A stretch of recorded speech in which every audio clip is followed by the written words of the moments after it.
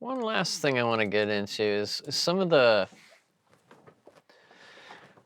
more odd tools that they have. There are, like I said, there's a lot of companies that make noise reduction tools, and a couple of them have some things that don't get used as often but are really cool.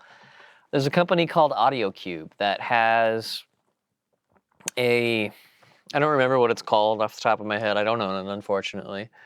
It would be for somebody that's restoring tape and vinyl regularly, because they're not cheap. But what it does is actually it's able to correct the wow and flutter of a tape machine, or the speed variance of a vinyl record or something you played in there. It analyzes everything, and it kind of flattens out all of any speed or wow and flutter type variations and stuff. It's pretty impressive, and it works really good. RX has a couple of those things as well. It has a D-reverb. I have to be honest, I've never used the D-reverberator. It just isn't something that comes up all that often in mastering, at least. If you are doing more of tracking sessions, I could see where needing to reduce reverb might come in handy every now and then. Like if you recorded in a big room or did vocals in a bathroom, and so it absolutely is never not going to sound like it was in a bathroom. Something like this can remove it. It'll analyze and check out what's reverb and what's sound and help you reduce the reverb. And it'll let you do it in frequency levels and stuff. That's pretty cool. In my line of work of mastering, unfortunately, that isn't something that I have call for very often. One of the other ones that's really cool that RX has is this thing called Deconstruct. Notice there's only 3 tools here: tonal gain, noisy gain, and a balance control. So what this thing does, and with only 3 knobs on it, it's very process intensive. If your computer doesn't have a lot of power, it may not even let you listen to it in real time, because it takes so much power. What it's really doing, and this is probably the future of noise reduction in another 5 to 10 years, it's able to see what it calls tonal gain, meaning music or voices or the stuff you want, versus noise, which is the stuff you don't want. And then there's a slider that says, here's where the difference between the two begins or ends, okay? And I'm not going to say that this works perfectly on everything, because it just straight up, it's an oddball kind of process, and it does not work great on everything. It's so powerful that it can be a bit of a pain in the ass to even get set up sometimes. But what I want to do, can I have RX back? Is pull in something that's really, really noisy.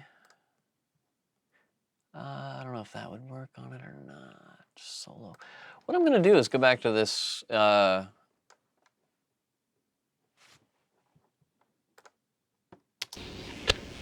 see, we were talking about that period. The thing that we started with, this dialogue track, where there's that buzz happening. Let's see, Now this isn't going to remove the pops and clicks, okay? But there's going to be a balance here where I can choose, basically, between noise, which is the voice. I'm sorry, tonal gain, which is the voice, and noise, which is pretty much everything else going on here. So check us out. Here's what it sounds like normally. I'm going to get past that beginning part. I really hate that.